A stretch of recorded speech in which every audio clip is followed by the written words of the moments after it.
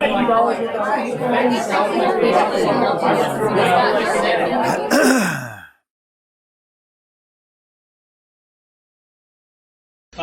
you for inviting me, Steve. And when I asked Steve what it was that I'd like to hear about, being a teacher himself, Steve said, I'd like to hear the student's perspective of your course. And so I'm very fortunate today to have a co-presenter, Victoria Davis, who took the course in the spring. And Victoria graduated from St. Edward's this semester with honours, magna cum laude. And so Victoria is going to sort of talk about her perspective taking the course and some of the specifics.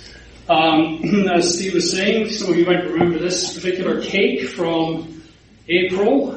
You'll remember that was the occasion of, does anybody know what this was for? The library, that's right. And so here is Russell and Jen, who were hosting a group of students from my class. And so very much appreciate the participation of ACA already in my perspectives of atheism class. And the year before that, they attended one of these events where this is Victor Cornell was giving a speech, I think, on the ACLU. Some of you might have attended that. But again, some of my students were there. And that's part of the course, is to do field trips, and ACA is a very important part of that sort of experience for my students, so I really appreciate that. We also have some guest speakers as well, and this gentleman in particular has visited my class both times that I've taught it. I think his name is Dillahunty or some such. So anyway, I appreciate Matt, and also Beth, the first year, also came to the class as well, so they did a co-presentation. So Beth and Matt were there, and I think they're related somehow. So what I'm going to talk about today is sort of some general background, sort of the genesis of the class. So I'm going to let Victoria talk about a little bit more specifically about the content. So my job today is to kind of give you a sense of how this class came to be at a Catholic university, and is it compatible? Is it a congruity that is acceptable in many ways?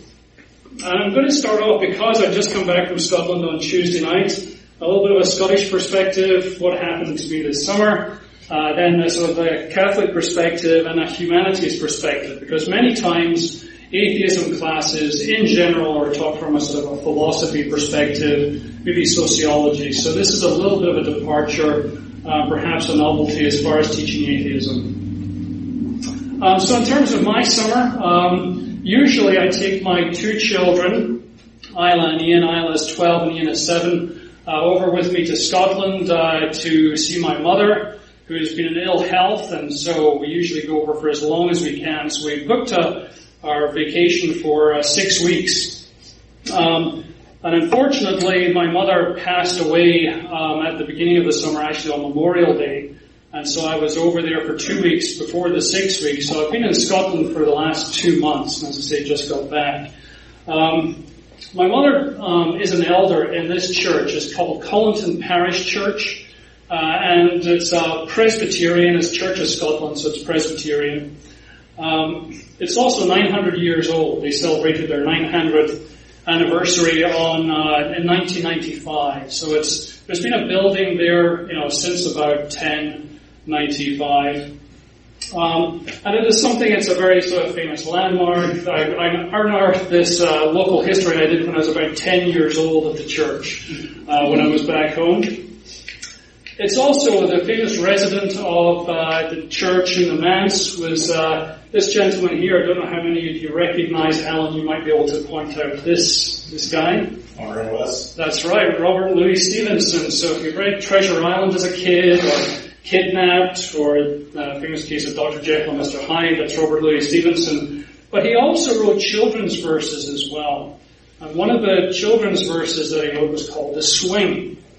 And so part of the church, there's these sort of common rooms called the Dell Rooms, and there's a cafe there called The Swing, after Robert Louis Stevenson, who used to swing as a boy on the yew tree just outside this building here when his grandfather was the minister at Collinton Parish Church.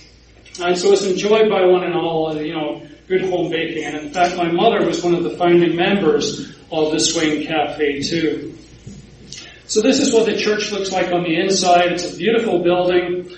And because my mother was an elder, there was actually a service for her inside the church. Usually in Scotland, it's at the crematorium. There's a chapel there at the crematorium. But there was a big service for my mother in the church, which I spoke at. So, and all the elders, there's 80 elders. It was a very big occasion. But what is interesting was that Sunday before my mother passed away, on the 26th, before Memorial Day on Monday, they had a Trinity service. And this is the order of service that was published. The symbol there is what is called a tricerta. And it's an ancient sort of symbol of the Trinity, but it also has pagan references as well. So there's a sort of goddess, reference or meaning to the tricerta symbol. And what happened was a week after the service, after my mother had passed away, this is Collinton Village, a very old village in Edinburgh. There's a place called Collinton Arts that sells a lot of artwork. And they found this particular piece, or one of the assistant minister, Gail Taylor, was walking past and saw this in the window. And the collection at my mother's memorial service was given to the church. And so they thought they would use the money to buy this. It's actually a mirror, but use it as a candle holder. And so this is what it looks like. They created a space in the sanctuary of the church as a memorial to my mother, and this is part of the inscription. There's a piece of paper you can see just to the right-hand side, a long description, but it's a very nice memorial to my mother. And this is my daughter Isla lighting a candle for her grandmother when we were there. And there's instructions as to how to use it. For remembering, for prayer, it's a space for light. And so again, it's interesting, sort of telling the parishioners this is how we should use this space. Richard Guys, the artist, he's from New Zealand, he's a Kiwi, and he has his own business called Kiwi Craft Mirrors, so he does some beautiful artwork, so he's responsible for the mirror. And this is Rolf, the minister at Collinton. He's a good family friend. He took my father's funeral as well. He's been there for about 4 years. For the actual interment, we had a wreath made in the tricerta shape as well. And so again, we're sort of following along with that symbolism. And then we put a flower holder with the tricerta engraved in the front. So that was a sort of a common theme in this memorial for my mother. So the thing is, when Rolf was talking to me about placing this candle holder in the sanctuary of the church, there was some sensitivity to that.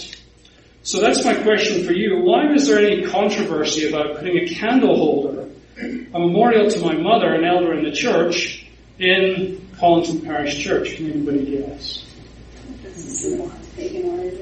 Symbolize pagan origins? It could certainly be. Yeah. Anybody else? Because religion thrives on controversy. Okay. What else? All right. Oh, it does, and specifically though this particular idea. It's a sacred space, right? So It's an external thing coming into a sacred space. Okay. Controversial. Right. So it's external. Although my mother was a member of the church, a long-time member of the church. Okay, so here's another question, and Victoria knows the answer to this because she's been through this before. Let me try this another way. Why did my parents not receive Christmas presents growing up?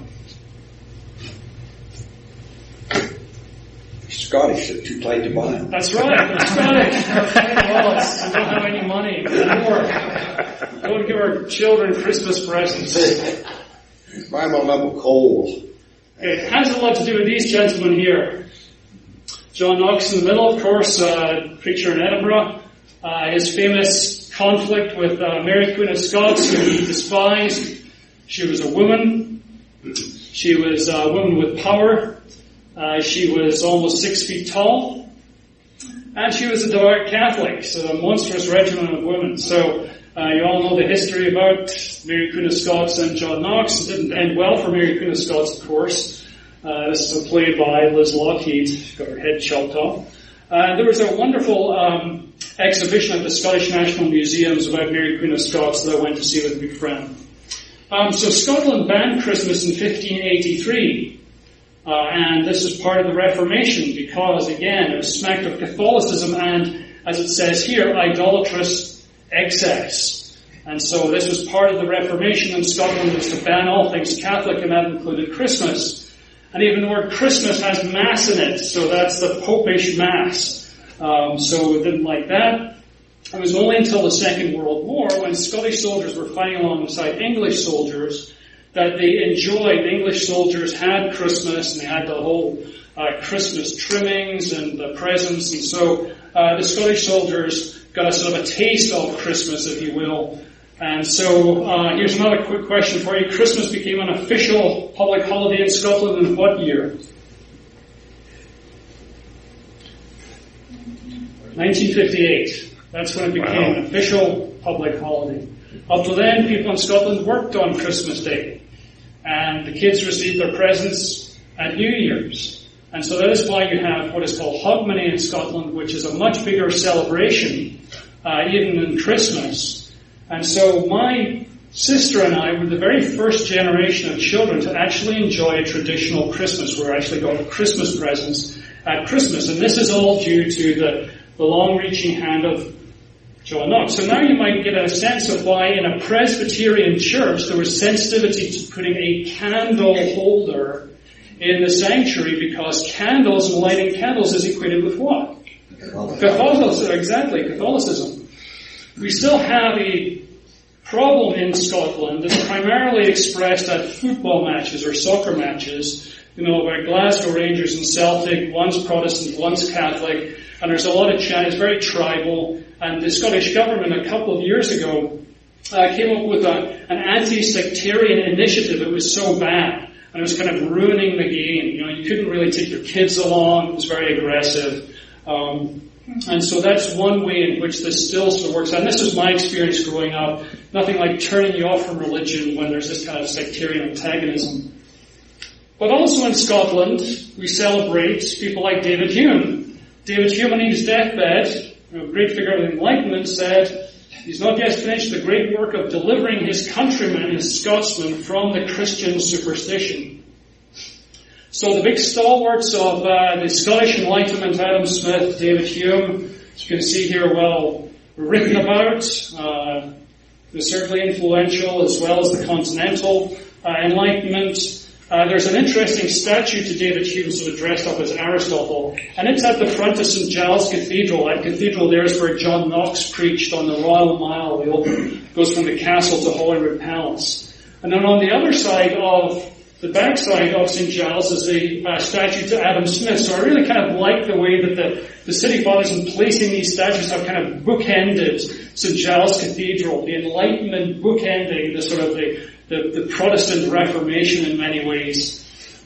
And of course, as we all know, with Arthur Herman's book, How Scots Invented the Modern World, and everything in it, nice sort of modest, humble title. The American Constitution was founded on Enlightenment principles, and there's a lot that has been written, if you've looked at this sort of books that have come out, A.C. Grayling and others, talking about reclaiming the Enlightenment, that this is what is needed now in society in the United States as well. Neil Postman wrote this wonderful book called Building a Bridge to the 18th Century, How Europe Imagined and America Realized the Enlightenment.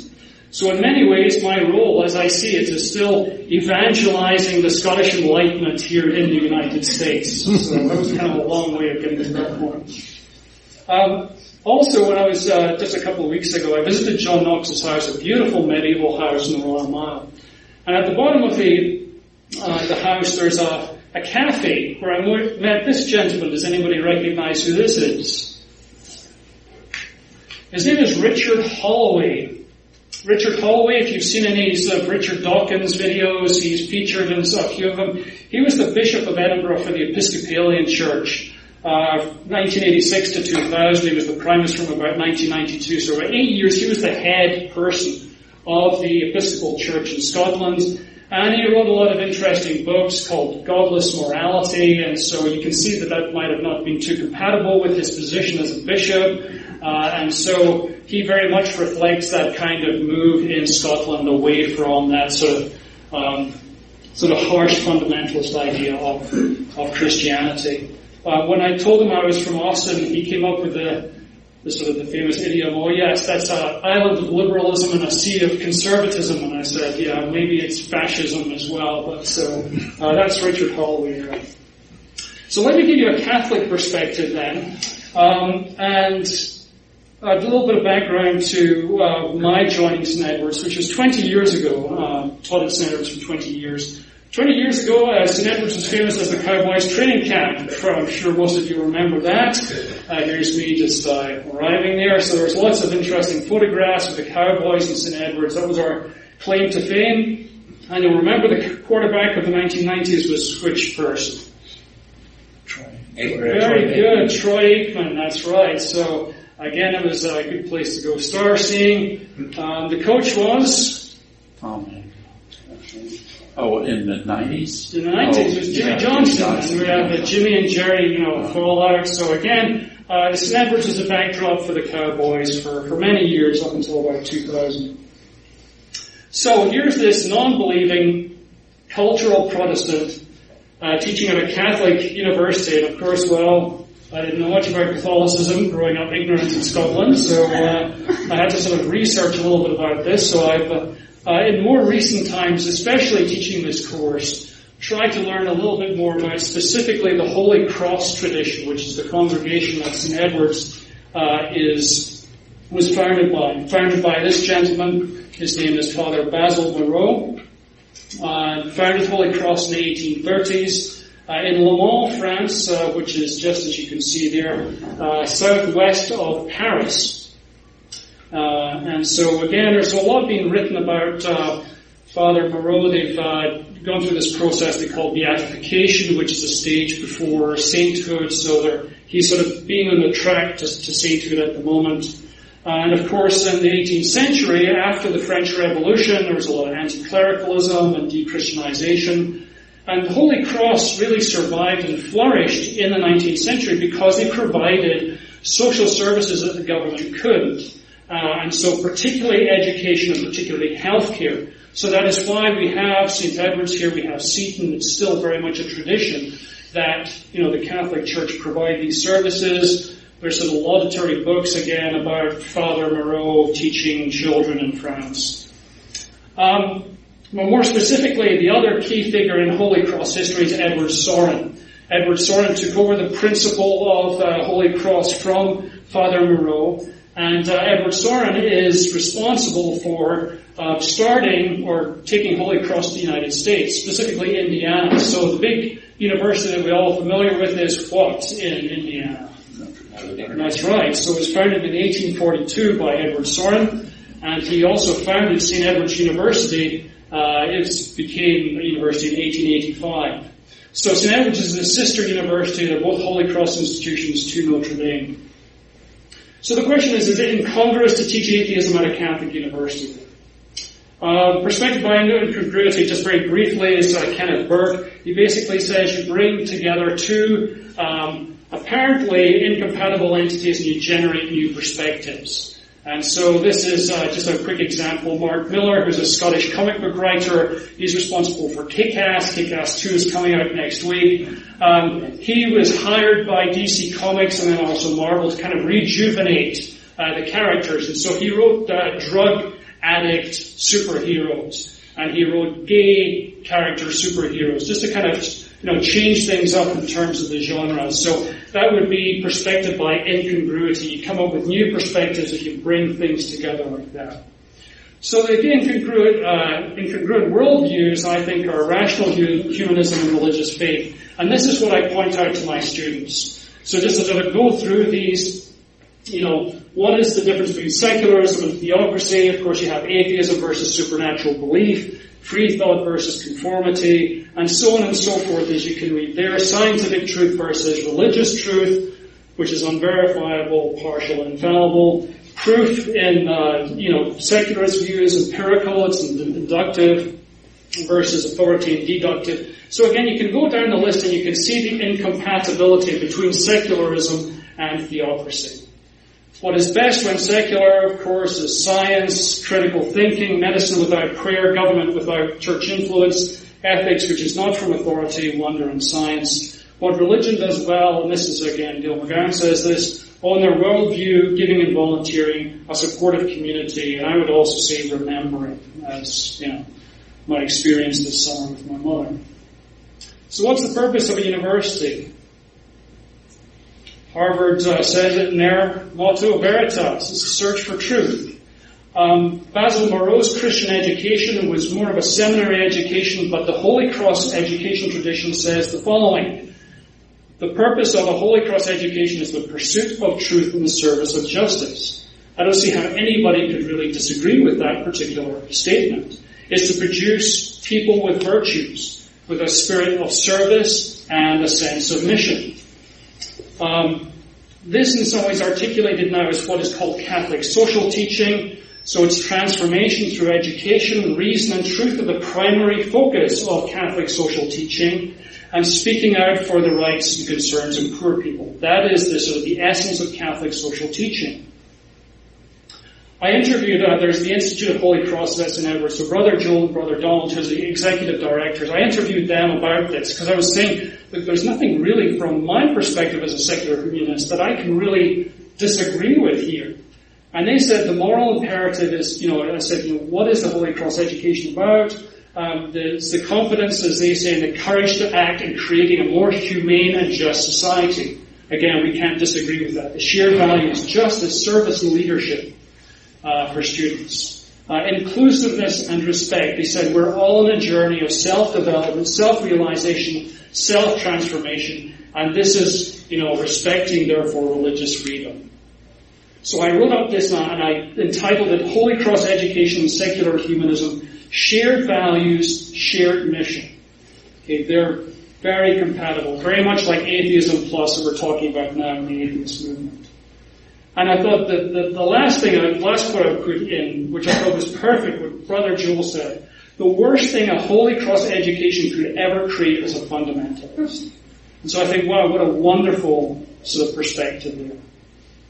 So we've gone from Basil Moreau's kind of seminary Christian education, training priests, into Catholic social teaching, which I think is very compatible in terms of its core values, Catholic heritage in terms of St. Edward's that promotes its non-dogmatic, its non-exclusionary. And so the mission statement of St. Edward's kind of tries to blend these two perspectives together. And this is what it says in the mission statement, to develop an understanding of the human person that is derived from reason, but open to faith. And so that's, I think, very compelling. So that the question, therefore, I think it's not incongruous. And how many of you visited campus recently? Victoria has. If you go to St. Edward's, you'll see these beautiful buildings. These are just being completed. And Alan, you'll know what these buildings are. This is phase 2. This is not the original. This is not the only thing. But this is phase 2 of the John Brooks Science Center, the Natural Sciences. It's a huge building. And also the new library, which is stock full of the latest kind of technology, latest sort of scientific advances. This is it here without the landscaping, but this is also going to be open in a couple of weeks as well. Compare this to, again, architecture. Look at the chapel. It's not some huge kind of Gothic, cathedral-looking chapel. It's a very modest wooden building. This is the religious studies, building on campus. Again, very modest. Bungalow. They used to house the president. So you can see again where the values of St. Edward's lie in terms of just its physical bricks and mortar investment is in science and technology. And the mission of St. Edward's, very lastly, is to help students understand themselves and clarify their personal values.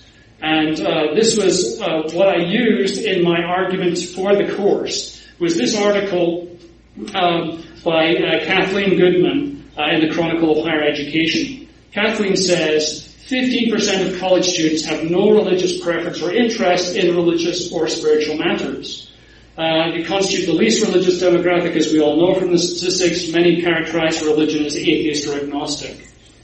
She says the emphasis on interfaith religious plurality neglects atheists. She says the result is misperceptions about atheist students. They're the least trusted demographic. and they cause atheist students to hide their beliefs and avoid confrontations. So atheist students want to be accepted, and so it's the responsibility, she says, of educators to create an environment that encourages atheist students to come forward and express their beliefs, share their views. And she says this then requires educators to reframe atheism as just another perspective, a worldview that is worth talking about, and again, independent of religious doctrine. There's plenty of high-profile cases of students who have been discriminated against. Helmut Mata has talked about Jessica Alquist and Nicole Smolkowski.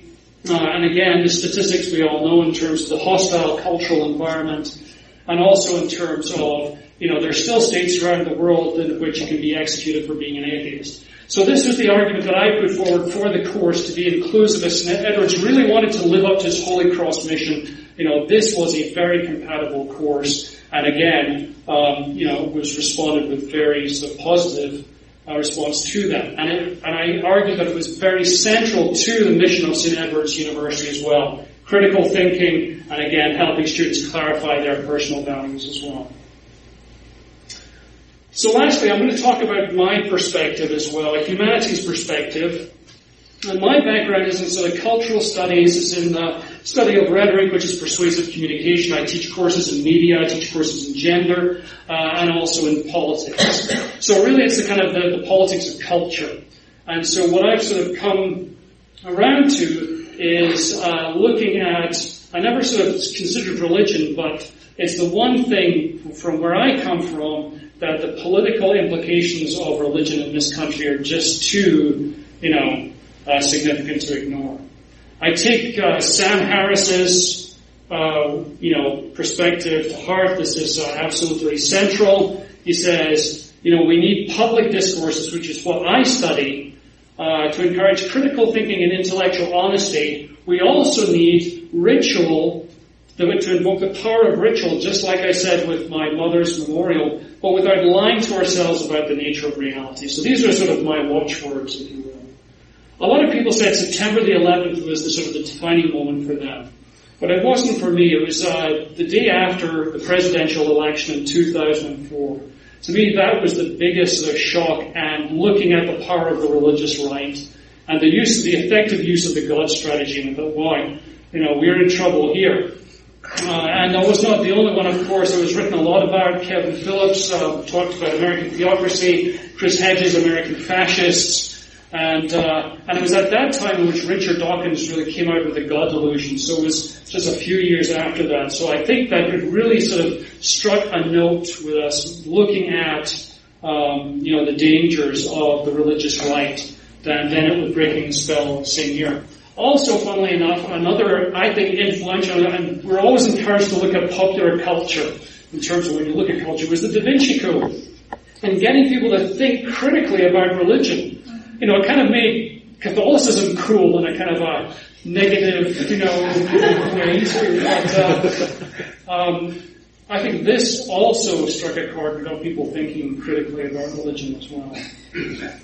I used in another course, I used Sam Harris's book, Letter to a Christian Nation. I looked at persuasion, I looked at the arguments there, and then also I increasingly started using the New Atheism and all the articles that then started pouring out in some of my other courses. To the point where it became pretty obvious that you could do a whole course based on all of these books that were just being published, and again, more popular culture, religious as well. And then we had the watershed event of Barack Obama at the inaugural address, and you remember the famous line, he included non-believers as far as Americans are concerned. So the time was right. My wife Heather and I went to Dale McGowan's parenting seminar in the end of 2008. And 2009 was a huge year. If you remember, it was the 200th anniversary of Charles Darwin and, the birthdays of Charles Darwin and Abraham Lincoln.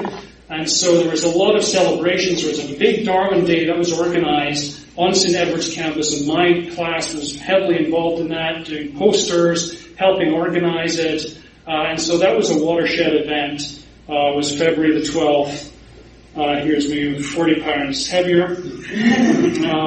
I'll come to that in a minute. And the dean put the posters around the atrium outside of his office in Andre Hall. So again, you can see how supportive were St. Edward's about this. This is a book, people. There's my two kids, Isla and Ian, with Charles Darwin, as you can see. So that was a big thing. And then I went to my dean supported my attendance at the Darwin Legacy Convention in Burbank, California. There's my dean there, Father Lou Basati. So he has been very supportive of the course.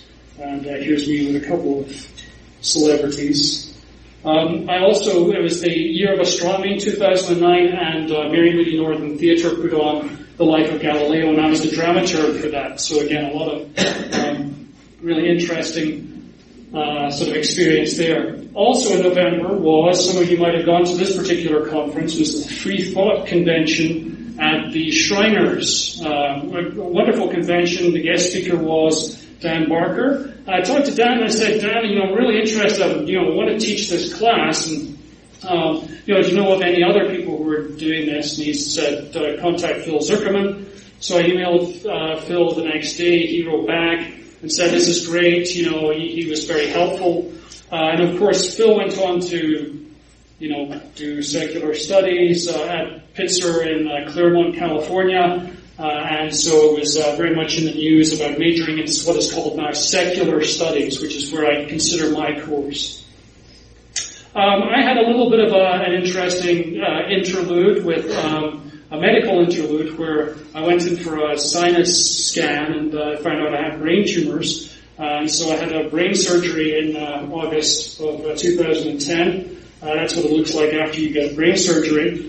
And so I had to kind of bow out of developing my course. 6 weeks after I had brain surgery, my father passed away. So it took me a while to kind of get back into things. But it did make me appreciate much more in terms of my own fate, and our own personal fate is in the hands of medical science. So I'm very grateful to be in Austin that has so much of the advances in medical science. This is a CyberKnife at Seton. I also got radiation last year. And this is what it looks like when you get radiation. So again, in the hands of very capable doctors, at 7:30 in the morning. Tomorrow morning I have an MRI too. So it was spring 2012. Finally got to teach the course, and the course material. Michael Shermer, he also teaches in California school system. He put together through Skeptic Magazine a lot of the material, and so all of my PowerPoints and all the material out there in Skepticism 101 if you want to check it out. Very briefly, because I want to